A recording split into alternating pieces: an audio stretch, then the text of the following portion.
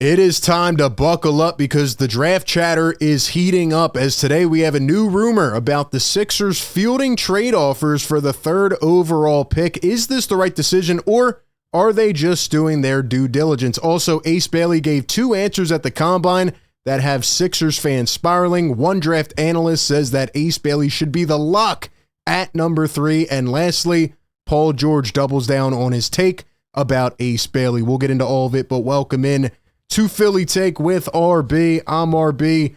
We cover the 76ers every single day. It feels like there's finally some juice within the fan base, right? The Sixers have a chance to get one of the top prospects in the entire NBA draft. And before we jump into that, I want to give you guys a quick sneak peek at my first official big board. I will be dropping these weekly on Instagram and Twitter, so be sure to check us out on there. Give us a follow. But just got this out, and I wanted to give you guys a look because here are the top 6 players early in this process that I would have at number 3 for the Sixers. So do you agree? Do you disagree? Where would you rank these players? But is it going to happen?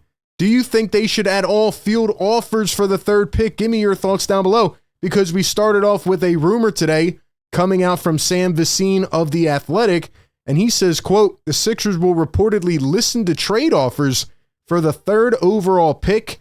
He also talks about Ace Bailey and how he's being compared to other prospects like VJ Edgecombe, and apparently VJ Edgecombe has been seen as a more ready now player than Ace Bailey, whereas Ace Bailey is just being seen as a project. We take it over to the article here on Bleacher Report that gives us more of a recap of this information. And I'll tell you what, I mean, at the end of the day, this is a team that has to do their due diligence, right? I said that yesterday, like you have to explore all options, but I would seriously hope that Daryl Morey and his comments on the radio the other day about what their process is and about how they feel confident, right, in who they're going to take, I hope that stands, because as of right now, I would still lean towards drafting a player. You don't always get the chance to do this. But anyway, here's what Sam Vecine of The Athletic said. He says that Ace Bailey has been seen as the biggest upside swing in the draft, and he fills a theoretical position of need for Philly as a big wing. However, he is also viewed as more of a project by scouts and executives, and this is a Sixers front office that likely needs to win next year to keep its jobs, right? We've said that a lot. Like, this draft pick, and whether they develop the right way or not, whether they're ready, whether the Sixers can get back on track next year, all that is going to help decide whether Daryl Morey and Nick Nurse have jobs next season at the end. It says that he's gotten a wider sense of appreciation from the NBA front offices for VJ Edgecombe than Ace Bailey. However, this is where it gets interesting. Vecine says that there could be pressure for the Sixers to win now. They clearly need more help on the wing, so either Bailey or Edgecombe makes sense. But if Edgecombe is seen as the more developed prospect right now, aka more of a win-now prospect, then it would not be a surprise to see Philly go down that route. So apparently VJ Edgecombe is getting more buzz around the league, and teams think that he's a more ready now player. We talked about him yesterday, right? A guy who has that two-way ability, great perimeter defender, maybe could be a defensive player of the year one day, you know, has great spot-up shooting, has a little bit of everything, still needs to work on his handle and his facilitation and be more of a primary creator, but he feels like a plug-and-play guy. And I talked about him yesterday saying he's one of those guys that just makes those wow plays. Sometimes you look at him and you're like, damn, how the heck did he make that happen? Whereas Ace Bailey has all of the measurables, the elite traits, the elite potential. The question is, how fast will it take to develop? So I do think Sam makes a good point here by saying, if the Sixers really want to win this next season, are they going in this draft with the mindset for the most win-now player? And in that case, maybe it is VJ Edgecombe. I just think the more I hear and the more I watch, and again, nothing is set in stone as of right now, but the more I see, it just feels like Ace Bailey really has those traits that could develop him into an elite forward one day. So I'm liking what we're seeing. Next week, we'll dive more into the nitty-gritty of all of it, but today we take a little bit of insight from Jonathan Givony, who I mentioned yesterday. He's there at the Combine talking with all these players and, you know, getting the breakdowns and all the final stats and stuff. He was on a podcast with Kevin O'Connor, and he said, quote, I love Ace Bailey. If I'm Philadelphia, I am 100% drafting him at 3rd overall. So Look, Jonathan Givony used to be on ESPN. He led the draft coverage. I truly believe in his analysis and his insight. And if he has this type of high praise for Ace Bailey, I know he has to talk positively in a way about all these prospects, but if he's that high on Ace Bailey and he's the one recording these videos and talking to these guys, then I kind of agree with him, and I think he has that firsthand experience to kind of check it out. But let's talk about Ace Bailey, because Ace Bailey sent the fan base spiraling yesterday again. Once again, it's been a very weird split right down the middle of the fan base. Some people love this guy and some people hate him.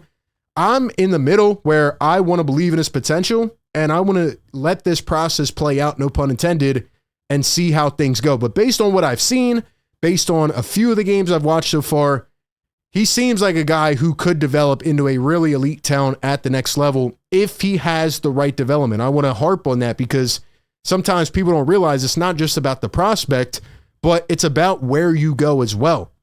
And the Sixers haven't done a particularly solid job in developing talent, but I just think this guy has some of the traits. Anyway, here's what he said at the Combine interview yesterday. He said, "What might be a bad shot to you, you don't work on it, I work on it." And all of the negative Ace Bailey fans said, well, this means he's just going to be a ball hog. He's just going to come in and take whatever shots he wants, and his shot selection was terrible. He had under 2 assists per game. He's a ball hog, this, and that. If that's what people got out of this quote, I mean, great. I'm not saying it was an amazing quote, but in this question, he was talking about responding to double teams and triple teams. So I do think it was taken a bit out of context, and I didn't view it as him saying, I'm just going to come in and go up against every triple team and take shots. The other thing that people need to realize is that Ace Bailey at Rutgers was playing with a top 5 talent in Dylan Harper, but he was playing with 3 other guys that will not be playing basketball in a couple years. No offense to them, right? And Rutgers, shout out to them, but he was playing with guys that just simply aren't that good.